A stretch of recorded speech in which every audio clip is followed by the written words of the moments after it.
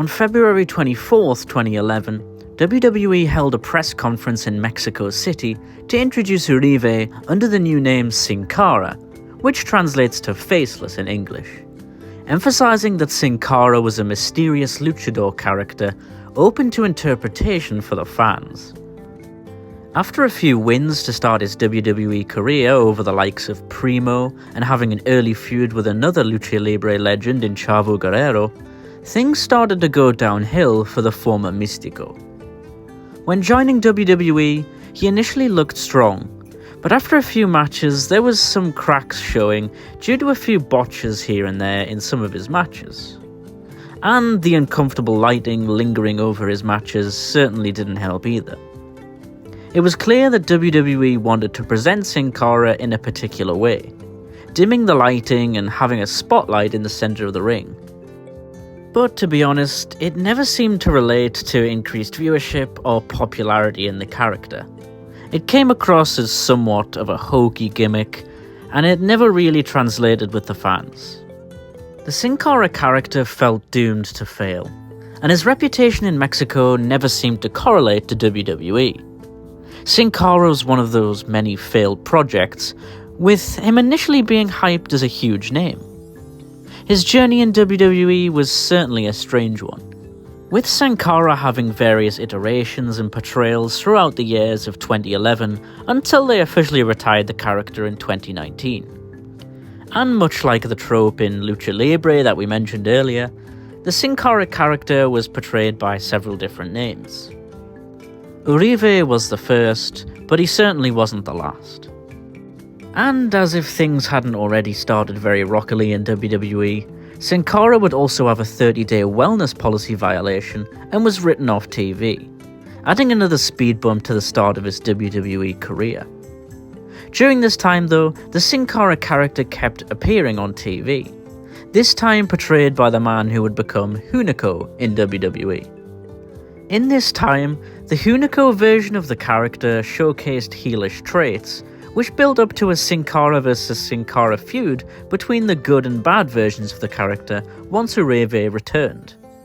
They became billed as Sin Cara Azul and Sin Cara Negro, with the original version, portrayed by Mystico, coming out on top in their mask vs mask match.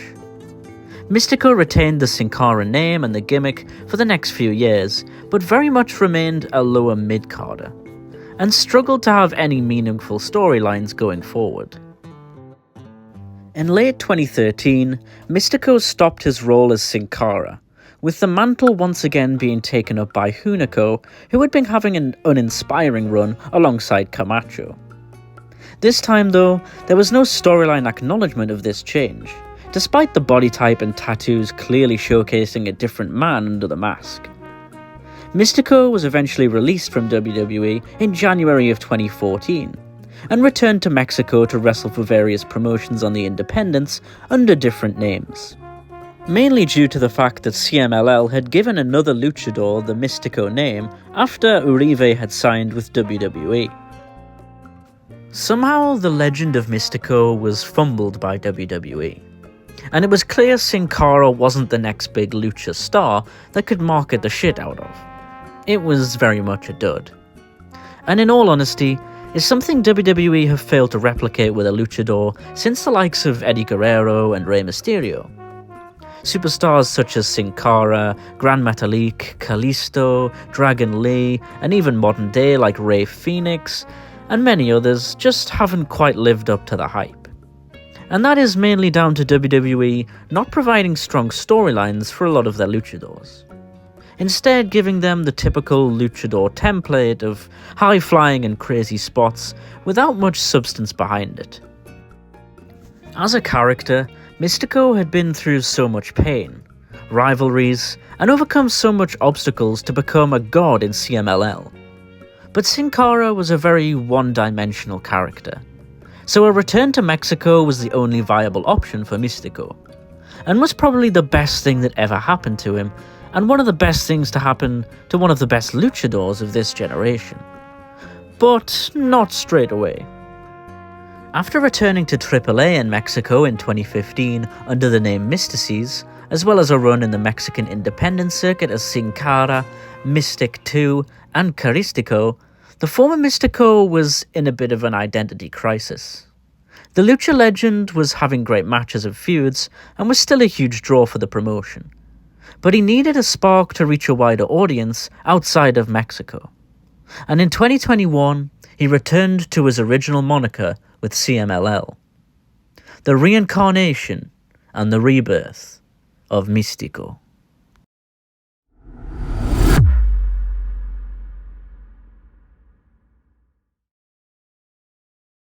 Admittedly, I am skipping over a 6-year period of dominance for the former Caristico, a combination of his previous ring names Sin Cara and Mystico, in CMLL and various Mexican independents.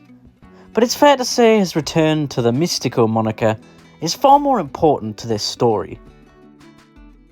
At CMLL's Dia del Muertos event, Caristico joined Mystico 2, the man given the Mystico character after Uribe had left to join WWE, as Alianza de la Puerta y Oro, or the Gold and Silver Alliance in English, to win the CMLL World Tag Team titles.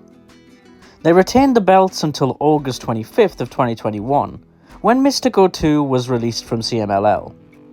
That very same day, the promotion announced that Uribe would use the name and mask of Mystico once again. A full circle moment that would pique interest from fans across the world, and provide a moment of nostalgia and closure for the core CMLL fanbase. Wrestling fans love a comeback story. Mystico's post-WWE run was framed as a legend who was misused, left and proved everyone wrong. That narrative, combined with strong performances, helped restore his aura and made crowds emotionally invested again in the character. Ticket sales boosted, merchandise was flying off the shelves, and Mystico was flourishing once again on his return to CMLL. Mystico would have incredible matches throughout 2021 with the likes of old rival Averno, Ultimo Guerrero, Titan, Atlantis Jr., as well as an amazing triple threat match against Angel de Oro and Volador Jr. at CMLL 89 Aniversario in September of 2022. This form would then continue into 2023, helping lift CMLL to a historic boom period in the world of Lucha Libre, which would in turn lay the foundations for partnerships with top US promotions AEW in 2023 and MLW in 2024. On October 20th, 2023, Mystico made his AEW debut on an episode of AEW Rampage against Rocky Romero, where he was victorious. In January 2024, it was announced that CMLL stars Mystico, Hechicero, Máscara Dorada, and Volador Jr. would represent their home promotion of CMLL in their American partner promotion of All Elite Wrestling, signaling Mystico's return to the company. On February 2nd, 2024, Mystico made his Major League Wrestling, or MLW, debut at Superfight, defeating, of course, Averno. At Intimidation Games event, he defeated Rocky Romero to win the MLW World Middleweight Championship. On April 5th of 2025, Mystico vacated the title to move up to the heavyweight division, ending his reign as middleweight champion at a staggering over 401 days. And speaking of CMLL's boom period, where do we even begin? CMLL has gone from being a largely stale product, overshadowed by AAA for over a decade, to being the absolute top promotion in Mexico without a doubt. So much so that in April of 2025, WWE purchased a majority share of AAA in order to try and dominate the Mexican pro wrestling landscape. However, it's still safe to say that CMLL is still on top as for now, having the most successful period in over 2 decades since the early 2000s. And that is largely down to their incredibly stacked lucha roster, none more notable than Mystico.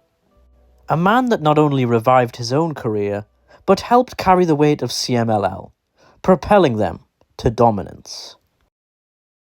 Thank you all for watching this video. I really hope you all enjoyed. If you like this video, please consider liking, sharing and subscribing. It really helps me out a lot. My last few videos have helped greatly on my road to monetization on this channel, so thank you all again for following my journey. There's loads more still to come, so please stay tuned. But that's all for me. Until next time, Empire out.